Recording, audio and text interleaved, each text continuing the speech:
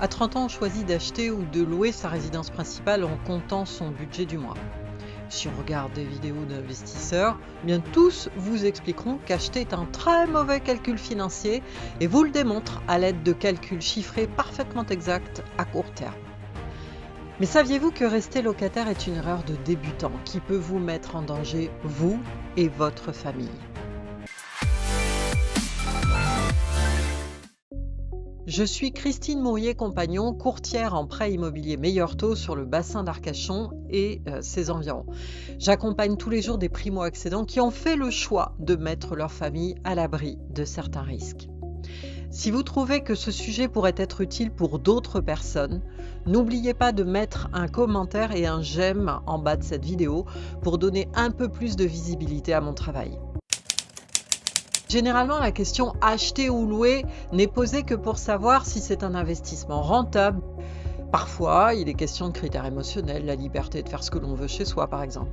Mais ce qui n'est jamais révélé, c'est qu'acheter sa résidence principale est une véritable assurance contre les coups durs de la vie. Et dans cette situation difficile de la vie courante, est-ce que votre logement sera votre gilet de sauvetage ou un boulet au pied ? Je vais vous présenter quelques éléments de réponse. Avant de parler chiffres, parlons de la pire situation. Imaginons Thomas, 30 ans. Il a une famille. Demain, Thomas a un accident grave ou une maladie qui l'empêche de travailler, ou pire, il décède. S'il est locataire, son bailleur continuera d'exiger le paiement du loyer. Toujours. Si Thomas ne peut plus payer à cause de sa perte de revenus, il sera expulsé avec sa famille. Le propriétaire bailleur n'y fait pas de social, ni les particuliers, ni même les bailleurs sociaux.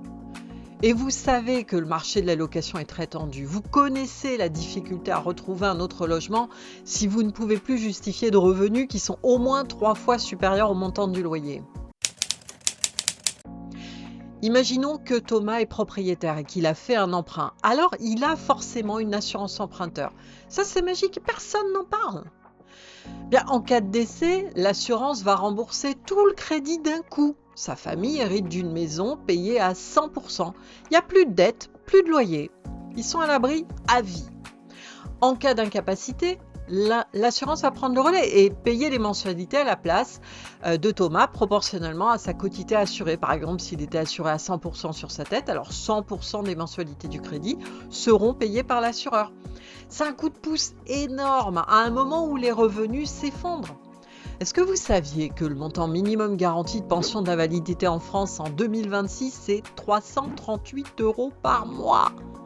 La sécurité sociale française, qui est connue pour être très protectrice, ne vous paiera que 30 à 50% de votre salaire en cas d'invalidité. Et pour ça, vous allez devoir faire des démarches administratives, médicales, très longues, très fastidieuses. Emprunter pour acheter sa résidence principale, c'est le seul moyen de protéger votre famille quand tout va mal. La location, elle ne vous protégera de rien. L'autre risque immédiat, c'est votre propriétaire. Même si vous êtes un bon payeur et que la loi française protège les locataires, votre propriétaire, il peut décider demain de vendre son appartement ou bien d'y loger quelqu'un de sa famille. Ou bien tout simplement, c'est la fin du bail et il ne veut pas le renouveler. Là, vous recevez un congé dehors. Si vous n'avez pas plus de 65 ans et qu'à ce moment précis, vous êtes en période d'essai, au chômage ou en transition, aucune agence immobilière ne vous louera un nouveau bien et vous ne pourrez pas emprunter non plus pour acheter.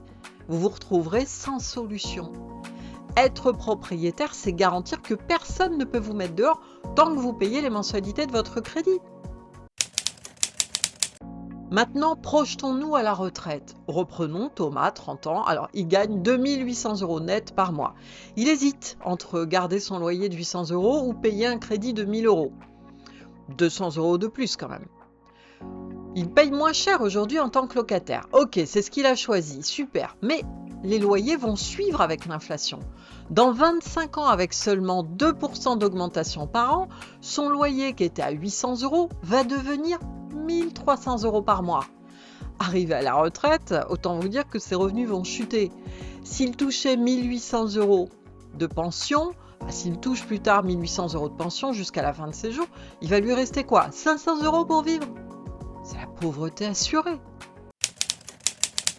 Dans la deuxième hypothèse, Thomas fait le choix de devenir propriétaire. Eh bien, il achète, ok, il a 1 000 € par mois de remboursement de mensualité. C'est un effort au début, c'est vrai. Ça va lui coûter plus cher qu'un loyer. Il va devoir payer la taxe foncière, des travaux d'entretien. Mais sa mensualité, elle est fixe. Elle n'augmente jamais. Est-ce que vous vous rendez compte qu'un taux fixe sur 25 ans, ça vous protège contre l'inflation et ça vous permet d'améliorer votre pouvoir d'achat? La France, c'est un des rares pays au monde où le prêt à taux fixe sur 20 ou 25 ans, c'est la norme absolue. Beaucoup de pays privilégient des taux variables ou des taux fixes de courte durée. C'est-à-dire qu'il faudra le renégocier tous les ans, tous les 5 ans, tous les 10 ans. Et puis, surtout, franchement, à la retraite, le crédit, il s'arrête. Et même avant, en achetant à 30 ans, Thomas a fini de rembourser son crédit à 55 ans, 10 ans avant la retraite. 0 € à payer. Et quand il sera en retraite avec une pension de 1 800 €, eh bien, il aura 1 800 € de reste à vivre. Il garde sa dignité. Acheter, c'est accepter de faire un effort quand vous êtes jeune, fort et en bonne santé, pour être protégé quand vous serez vieux ou vulnérable ou malade. Je suis très souvent interrogée par des personnes qui ont plus de 55 ans et qui sont restées locataires toute leur vie, ou bien des personnes qui sont tombées malades. Ils veulent devenir enfin propriétaires parce qu'ils savent qu'ils ne s'en sortiront pas à la retraite. Malheureusement, le plus souvent, à 55 ans, c'est plus possible. Parce que les banques ne prêtent que sur les revenus futurs à la retraite, sur des durées qui sont plus courtes, et à condition que vous soyez encore en super forme pour passer le cap de l'assurance emprunteur. Alors, laissez-moi vous avertir, ne laissez pas le hasard décider de l'avenir de votre famille. Il faut vérifier votre capacité d'endettement maintenant, tant que vous êtes en activité et assurable. Ne raisonnez pas simplement en tant qu'investisseur pour accroître votre patrimoine. Acheter sa résidence principale est un élément clé. Cliquez sur le lien en description pour une étude en financement et on va regarder ensemble comment construire votre forteresse au plus vite.